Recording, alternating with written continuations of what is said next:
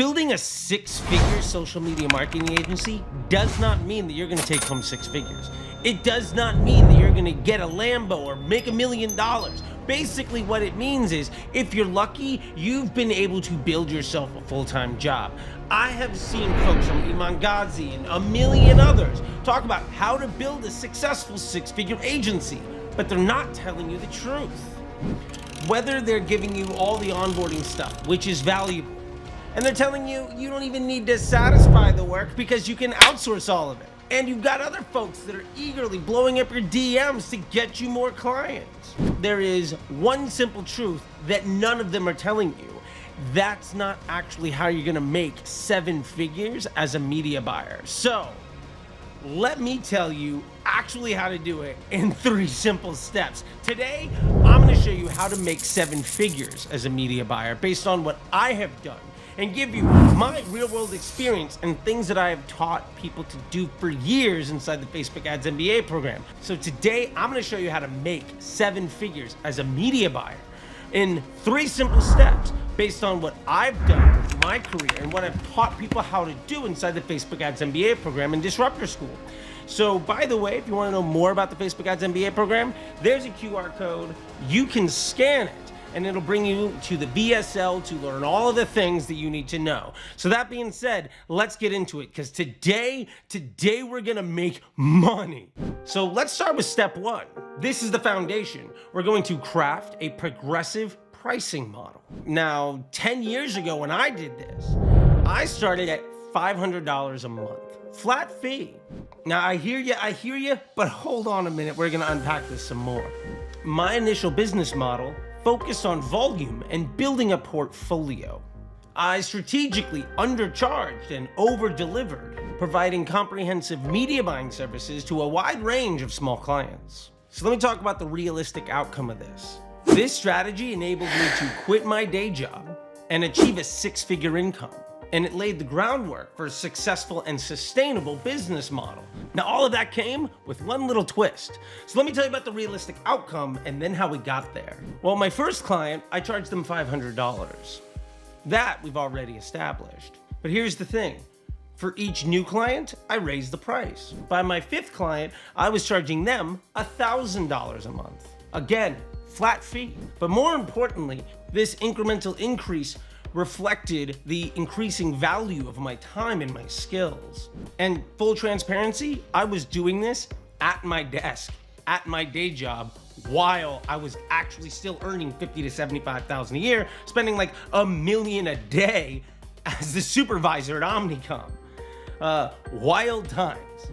So here's the key decision. Once I reached 5 clients, I went back to my first client and I told them that basically I had a new rate, and it was essential to align their pricing with my current price of services. And if they declined, then I respectfully moved on. $500 to $1,000 is basically saying, am I worth an extra $15 a day? And to be completely fair, if I'm not, then you should fire me. And if you can't afford it, there are people who can, and it hurts me to continue to satisfy working with you when there's somebody else. The beauty here is that I don't have to scale my workload. And once we start getting to $1,000, $1,500, $2,000, and you keep a portfolio of say 4 or 5 clients, you're easily starting to push. But the thing is, you don't have to constantly be hiring new people and outsourcing a whole bunch of work, which basically steals all of your upside. You don't have to give away most of the money, which is where most people get things wrong. They talk about acquire as many clients as you can and you can outsource that work and all that stuff. Outsourcing work costs money. You become a glorified salesperson. When you're the one doing the work, you get better at the work. You also get better at being able to talk about the work, and you get to keep 100% of the money. And it really is a lot easier. And the honest truth is, it's a lot easier to work on a business that you charge $2,000, $3,000, $4,000 a month to. That work is a lot less than the business that you're charging $500 a month to, because the people that can only afford $500 a month don't have evergreen efforts. They don't know their numbers. They can't afford it. Every single penny needs to pay tenfold back, or they're gonna go out of business. The point isn't that you're getting good clients at $500. The point is that you're making sure that your calendar is full and you're getting experience in the execution and the communication and the project management. And as soon as you level up, you either bring them with you or you say goodbye. And at that point, sure, offboard them to one of your homies that's behind you on this list and basically say, I'm $1,000 a month. I know I signed you at 500. I have a friend that will do it for 650. Now you just made your buddy some work and you can let them pay you like 10% a month for the first year. And these clients are going to continue to be maintained, but you're paying that contract forward while earning more money for your time. The point is you're getting paid more per hour without having to do more work. Because the honest truth is, no media buyer is ever paid what they're worth. More about that in a little bit. So now that we've established the beginning, let's get to part 2. All right, so part 2 on how to make 7 figures as a media buyer. This is a strategic change. Now, up to this point, we've been charging $500 a month, and basically everybody knew we charge a little bit more. Maybe it's 500, 600, 750, 850, 1,000. We go back to that 500 and say, hey, look, I'm now $1,000. Do you want to jump on board? Yes or no? And they say, kick rocks, fine. Or do you double their contract because you're worth at least $15 a day? And yes, I know that's only $450. We can keep the math slightly general to make the points today. But as soon as you get that $1,500 client, you go back to the $600 person and say, hey, that's my new rate. And either you massively ramp up your earnings per client, or you just earn more money for your time, and you only need a little over $1,650 a month per client to make $100,000. But I know this is about making $1 million. But my point to that is, those 6-figure social media agencies, you can do that on like 5 clients part-time, especially if you're using like one campaign structure and you're using broad targeting, dynamic creatives. That's like maybe 8 to 10 hours a week of work to earn a 6-figure income. And that's including client conversations and building reports and stuff. That's what we teach in the MBA program. That's why it becomes so easy to level up. So when we're leveling up, this is what we do next. So now we move from the flat rate, where we then renegotiate afterwards, to maturing contracts. Part 2 is the game changer. This is growth through maturing contracts. Now, this is something I came up with about 2 years after what I did before. And basically, what I was doing before was great, but I was keeping some of the same clients, and I realized I kind of capped out and I couldn't earn more unless I was selling people more. And then I got into this weird space about charging money based on ad spend, which is a great idea right up until you realize basically now you're motivated to take as much credit for everybody else's work as possible, and then you price yourself out of the business. How many times have you seen people that run performance marketing agencies that take a commission on ad spend, performance objectives that basically become so expensive while providing a complete commodity skill that's easily replaceable, and they get fired because they did a good job? And let's be fair, doing a good job is basically the bare minimum entry-level work that takes a couple hours a week, maybe. And if you're charging somebody $10,000, $15,000 a month because their business model is successful and you just happen to land them, they're going to fire you for somebody doing this work. So, what's a maturing contract? Well, I'm glad you asked. This model is all about proving and then enhancing my value over time. And before I tell you how it gets done, the realistic outcome was that instead of maybe making 6 figures, I was able to get to $250,000 to $500,000 a year. Again, on 4 to 6 clients. Now, that comes with a little bit of a twist. And also, this is when maybe you should consider potentially having one other person on your team, because you can begin to force multiply those individuals. So let me tell you how we do it. So the strategic approach here is starting at around $3,000 a month. For whatever reason, that seems to be the inflection point when everybody that follows this transitions from the I'm gonna charge the next person more to maturing contracts. Because eventually you get to the point where you're dealing with really good businesses and you just wanna work with the same people over and over and get paid more, but not in a way where you price yourself out of even being effective to them, and where you're ultimately not a commodity, so you're not replaceable. That's part of the key.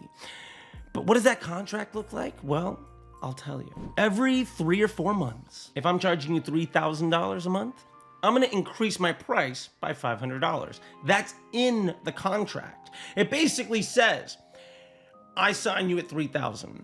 If I'm good in 4 months, I'm gonna charge you an extra $500 a month. If you know that going forward, and there's a flat rate with no performance incentive, and I'm basically hiring myself as an employee where you don't have to pay taxes on it, and I'm underpriced still because I'm still far less than you would pay somebody internally, and I'm basically baking in a raise where every 4 months I can go to you and say, am I worth $15 a day more than I was before?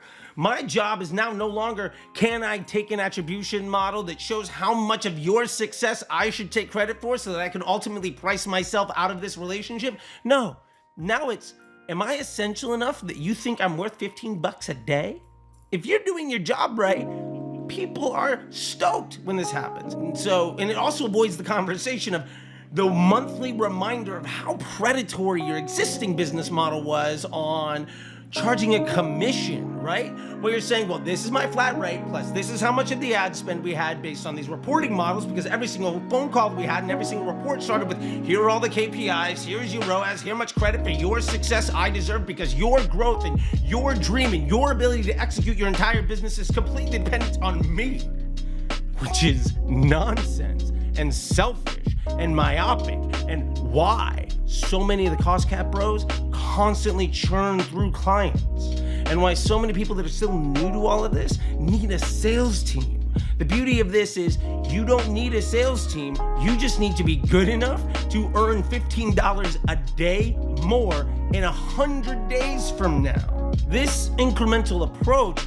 makes the increased rates very palatable because it's also written in stone. Basically, if I do a really good job, by the end of the year, you're gonna be paying me $50 a day more. And if I'm the person running your ads, am I worth an extra $50 a day? Probably. Now, the beauty of that is, if you're doing that across multiple accounts, let's say it's 4 of them, well, you just went from charging $3,000 across 4 accounts, which right there, $12,000 a month, $144,000 a year. You just added $6K a month to it. You're now basically doing $250,000 a year on 4 accounts with no sales team, not needing to outsource anything. And you can do this in less than 10 hours a week. That's phenomenal. And there's no reason that you can't add maybe 1 other client, maybe have those contracts work for another year, keep that going for a year or 2, you're gonna easily be in the $500,000-$600,000 range. Now, if you decide to bring on somebody to work for you, you can begin to outsource it where you could break even. You could pay your employee $3,000 to come on board because every good media buyer knows that they're getting underpaid by everybody that hires them. The big agencies you see where they're charging $30,000, $40,000, $50,000 a month, they might charge that much to each individual client. They might charge that much to each individual client, and then they'll have a media buyer who, we're paying him $75K a year, and they're working on 7 accounts. That person's actually only making like $800 a month from each account. What if you paid them double? And you split the money 50-50. What if you paid them quadruple? And at the very beginning, they basically earned it for free. And if they kept the client and you managed them well, by the end of the year, you're earning an extra $1,500 a month profit. What if you get them 4 clients? That's $6,000. What if you get 2 people? That's $12,000 a month extra for you to basically not really do much of anything. But you don't have to worry about the quality control. You don't have to worry about the sales because you're still growing organically, because now you're doing good work. The majority of the business you get comes from a reputation of actually having integrity, which is gonna put you aside from like 99% of the people that do this work. We've waxed poetic here a little bit around how to go from $500 a month to $500,000 a year in a system that's really easy and doesn't require a sales team and massive leads and having to outsource a whole bunch of work. Like, one person could legitimately do that. Like, if you started today, by the end of this year, you're probably earning $150,000, $250,000, and by the end of the year after that, you're easily pushing close to $500,000. And you're working part-time. Like, that's amazing. Now, remember I said No media buyer ever actually gets paid what they're worth. That's a quote that comes from Hank Azaria, and he was a guest on the Mark Maron podcast, and it really stuck out to me when I heard this. And basically, it's referencing this point. Now, to be fair, it's a bastardization of a quote. He wasn't talking about media buyers, he was talking about himself. Hank Azaria is one of the voices on The Simpsons. Now, let's say Hank earns $10 million a year to go into a vocal booth for like 2 weeks. You're like, oh my God, you make $10 million a year and you work like part-time for 2 weeks. That's incredible. That's the best job ever. That's amazing. He's widely overpaid for his time, but he's also getting robbed blind. And here's why. If he's 1/5 of all of the voices of The Simpsons, and The Simpsons is a billion-dollar industry, and he's getting paid, say, 10 million on several billion dollars, all of a sudden he's not getting paid close to what he's worth. And the bottom line is this: it is impossible to get paid the right amount. It is a completely subjective view.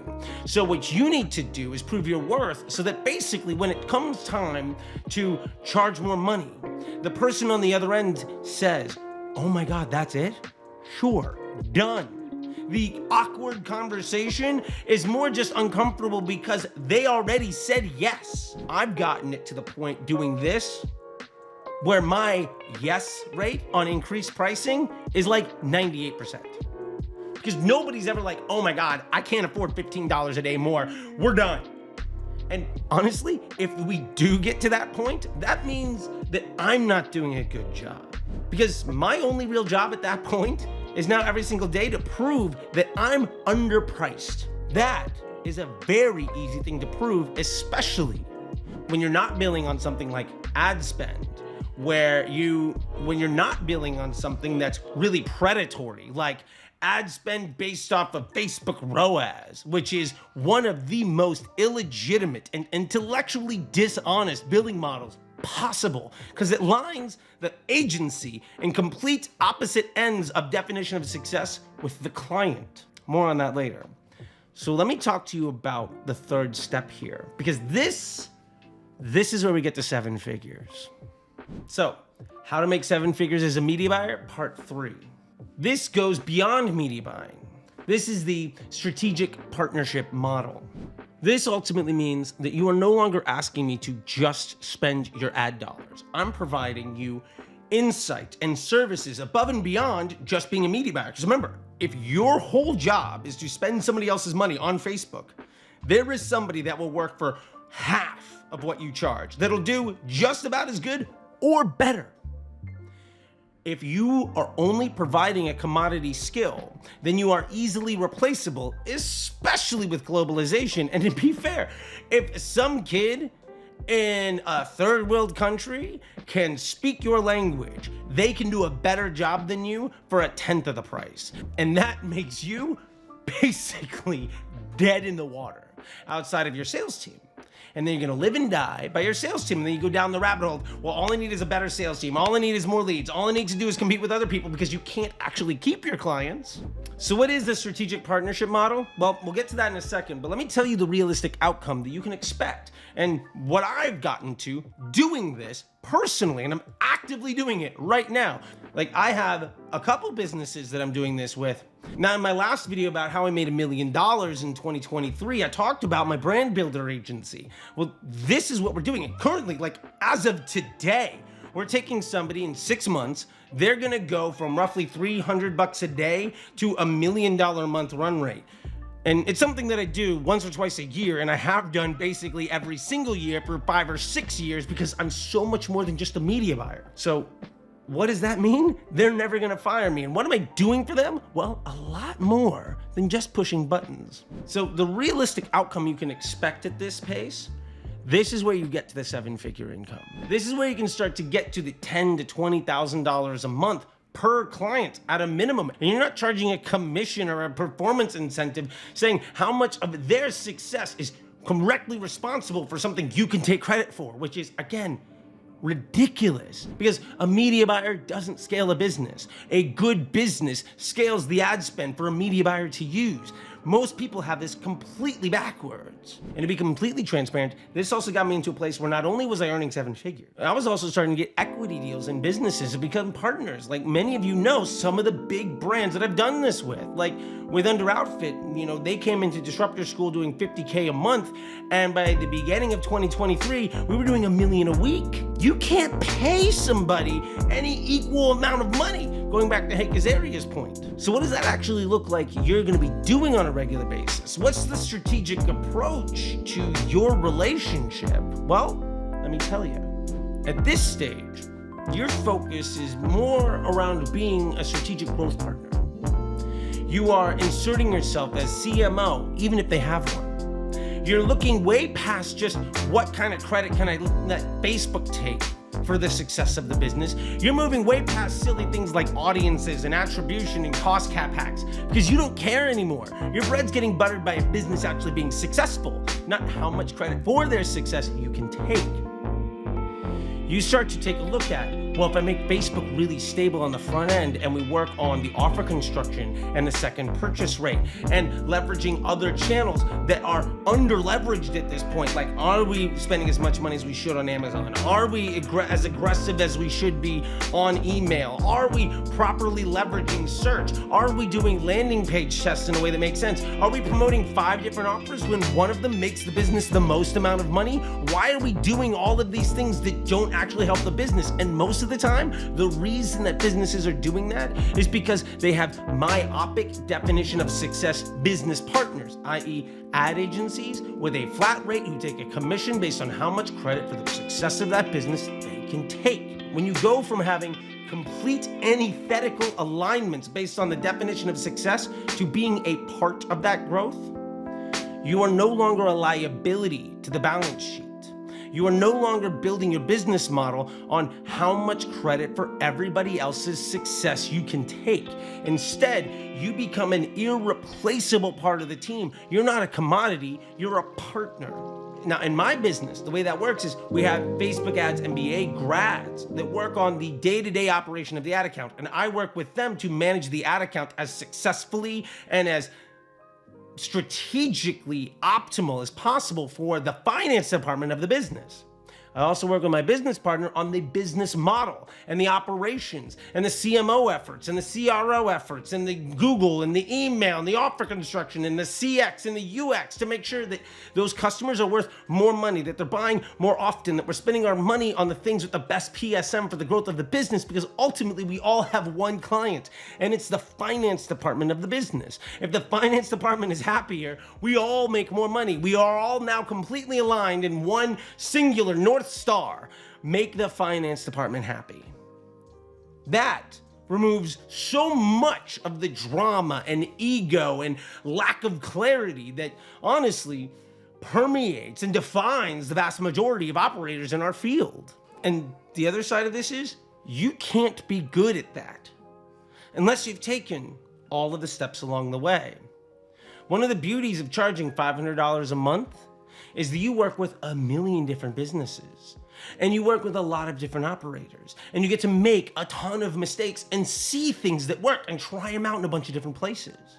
Then when we start going to those maturing contracts, you start to see what works and get closer to the C-suite team of more successful businesses. Again, you get to learn what works and try it out in new places and also adapt from other people's failures as well as your own. And then when it comes time to be a strategic partner for the growth of the business, with the finance department basically being everybody on the team, including the founder's primary client, then you can take all of those learnings and say, well, these are things that work. Whereas before you would say, well, we have to make sure that the email team doesn't take too much credit for this effort, and we have a creative shop in-house, so we need to make sure that we're pounding out as many of those things so we don't lose that contract. And well, we are also doing some landing page tests, but we're also finding the product with the best first order profitability so that our report every month looks good enough so that we don't get fired. You can throw all of that out the window because you're no longer operating from a place of myopic, intellectually dishonest insecurity. Now, you've gone from being a liability and a commodity to a partner. Those contracts for my business look different for every one of the people that we work with, because the definition of success for every one of those business models is different. But they all have one singular thing in common. We are a part of why this business is growing, because we are doing a lot more than just spending your money. And what we earn for that partnership has a lot more to do with the growth of the business. So today I'm going to give you one example of one of those contracts. We're making a flat fee. For today's purposes, let's say it's $10,000. We're also earning 10% beyond a margin above the expectation of earnings. Basically, if you think the company is going to do $1 million this year, and working with us, you do 1.5. Well, let's say maybe there's a 5% gap of, hey, look, that may or may not happen, and you earn $1,050,000. Great. But by the time we get to $1,100,000, well, we beat the expectation by like 10%. We get a piece of that beating of the expectation, because our value can be shown in the incremental lift to the bottom line of the business. And if you go in to unpack why all of these things happen, it's almost always because you helped on the offer construction, because you helped with the consumer flow, you made a better user experience, you focused your marketing dollars not trying to sell anything with the first order profitability, and instead focused on projectable and repeatable cash flow models. You've moved from ROAS to PSM. You've stopped trying to work everything on a cost cap for day one profitability and instead focused on second purchase rate and LTV. You've begun to look at the business as an investment portfolio and not as a way to take as much credit and spend as much money as possible so that you get the best commission before you get fired. I'll say this. Those relationships that I have in those business models tend to last for years. I've got one client where literally we hop on a call maybe once every couple of months, and they pay me a couple $1,000s a month just for it. So I'm gonna end it with this. There are a lot of ways to make your revenue numbers look good. But what we talked about today was to make your bank account look better, and how you can position yourself with pricing and with offering to leverage your skills to ultimately be worth more money in a way that is very palatable and indefensible. Because you are no longer going to try to define your success as how much money you can charge as a commodity. Instead, you are going to bring undeniable value.